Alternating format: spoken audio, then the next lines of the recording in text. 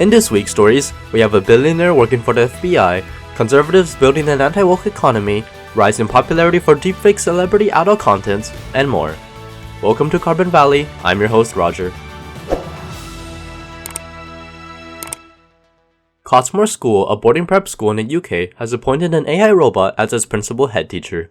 The school worked with an artificial intelligence developer to create the robot, Abigail Bailey, to support the school's headmaster. Abigail can assist the headmaster with advice on various school-related matters, from supporting staff, students with ADHD, to crafting school policies.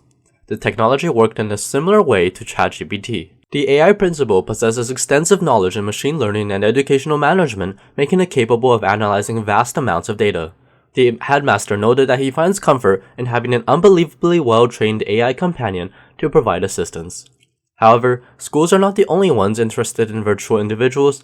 The adult film industry has also gotten its hand on a few new additions as well. A new study shows that deepfake videos are on the rise. Researchers have found 35 sites that exclusively promote deepfake celebrities. On these sites, you can find people like Taylor Swift, Ariana Grande, or Scarlett Johansson. These videos have become increasingly realistic to the point where an unknowing individual might mistake it for the real person. Over the course of 9 months this year, more than 100,000 deepfake videos were uploaded to adult sites. This figure seems to be growing exponentially as it continues to gain mass popularity with a wide range of audiences. However, complications can arise when these videos are almost always created without the celebrity's consent. This can be a traumatizing experience and damages their reputation. So far, no celebrities have taken any legal action against these websites, and the law on this remains unclear. Let me know your thoughts in the comments below of whether you think it should be illegal to deepfake someone's face for an adult film. Moving on, speaking of fakes, a man faked a heart attack at over 20 restaurants to avoid paying the bill. One Lithuanian man living in Spain has repeatedly faked heart attacks at upscale restaurants to avoid paying his bills. During the most recent incident, he ordered 2 whiskeys and seafood paella for 35 euros. Restaurants called him attempting to dine and dash, so they refused to let him leave without paying. Then, the man threw himself to the ground and pretended to have a heart attack.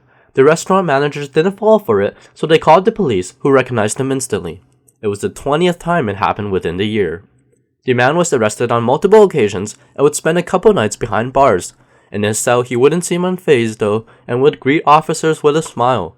I guess some people love free food so much that they're willing to spend jail time for it, as this individual decided to take full advantage of his company's food benefits. One banker who tried to expense 2 sandwiches, 2 pastas, and 2 coffees, saying he ate everything himself, was fired. The former analyst, Zabok sued Citibank last year for terminating his employment, but ultimately lost the lawsuit. He later admitted that his partner, not an employee of the bank, shared the meals with him. However, he pointed out that he was well within the company's €100 limit and didn't think he had to justify his eating habits to this extent. The judge's ruling stated that it wasn't about the sum of money, but about a commitment to honesty, suggesting the employer's response was reasonable. ChatGPT could have probably advised the analyst before he made that decision. It's become pretty useful as the company that released it has gotten an update on its huge valuation. OpenAI, the company that released ChatGPT, is currently in discussions regarding the sale of existing employee-owned shares at an estimated valuation of $86 billion. If the valuation of $86 billion is realized, OpenAI would rank among the world's most valuable privately held companies like SpaceX or ByteDance. The company is projected to achieve $1 billion in annual revenue as businesses increasingly adopt this technology. Musk, an investor in OpenAI, could benefit from the rise in valuation given that his company X is resorting to new measures to generate revenue. X, formerly Twitter, is testing a new subscription model called Not a Bot, aimed at curbing spam and bots on the platform. The model will be introduced to new web users in New Zealand and the Philippines who will be charged $1 a year to post, like, share, and reply to posts. Those who opt out will still be able to read posts and follow accounts. In the past, Musk has introduced restrictions to free accounts like limiting the amount of bandwidth and in turn limiting the number of posts an account can view. This seems to be a new wave of restrictions on new free users. Musk has been vocal about his desire to eliminate bots on X, but he may also be trying to generate revenue after a number of marketers left the platform following his takeover, which led to a 60% revenue drop in the US. One individual who still supports the company would be free speech advocate Peter Thiel, who also might be working for the FBI. Peter Thiel, a PayPal co-founder and well-known Republican supporter, reportedly served as an FBI informant in a role known as a confidential human source. Charles Johnson, an alt-right activist, claimed that he helped recruit Theo as an informant by introducing him to FBI agent Jonathan Buma. Theo's role focused more so on his foreign contacts and potential foreign influence in Silicon Valley. For instance, he called on the FBI a few years ago to investigate Google's ties with China. The FBI maintains a network of informants to keep tabs on organized crime, terrorist threats, extremist groups, and other targets. Only those who are able to provide valuable information on a recurring basis are granted a title. Theo's business interests, such as Palantir and Bold End, rely on government agencies as potential revenue sources. His relationship with the FBI could potentially be related. When wealth is no longer a guarantee of safety, Johnson recommended Theo to work with the government to hedge against risk.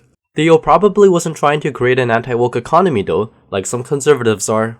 While most of corporate America has embraced an ESG model that largely appeals to left-leaning ideology, a segregated group of more conservative individuals want to create a parallel economy of anti-woke.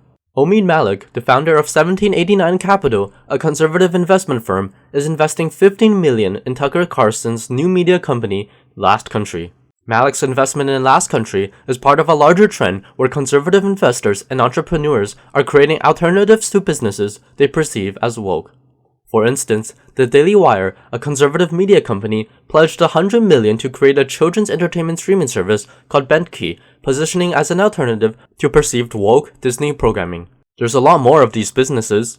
Public Square, an online marketplace, features over 65,000 companies that target consumers who share their conservative values. Just as there has been liberal support, there's also been a conservative backlash against companies that have supported LGBTQ rights, diversity, equity, inclusion, and feminist causes. Bud Light faced boycotts for participating in marketing campaigns with transgender figures.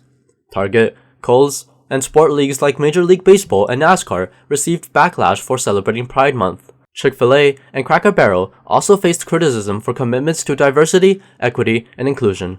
The combined support and criticism for these companies only reflect a broader societal polarization around political and social issues. The rise of the parallel economy highlights how ideology and politics are increasingly part of business marketing strategies to stand out in a crowded marketplace. It will be interesting to see how companies target and market to divided audiences in the coming years. Alright, that's all for this week's stories. Thanks for watching, and see you next time.